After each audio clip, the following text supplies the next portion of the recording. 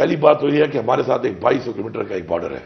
اور وہ کوئی عام بارڈر نہیں ہے، وہ کئی دہائیوں سے وہاں پہ جنگ ہو رہی ہے، اور وہ ایسی جنگ بھی نہیں ہے، وہ جنگ ایسی جنگ ہے کہ جب رشیا نے حملہ کیا تو اس کو جہاد ڈکلیئر کیا گیا، پاکستان کی طرف سے بھی کیا گیا،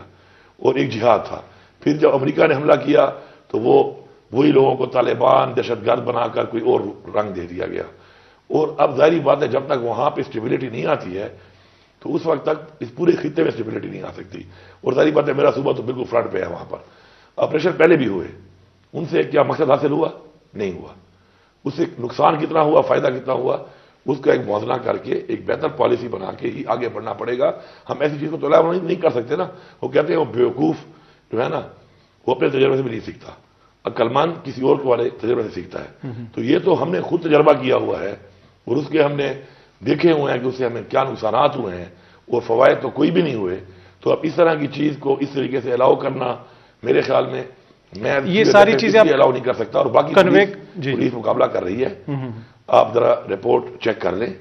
آپ ریکارڈ دیکھیں کہ اس وقت ہماری پولیس بھرپور طریقے سے پختونخوا کی پولیس فوج کے ساتھ شانہ بشانہ کھڑی ہے۔ پر سر حالات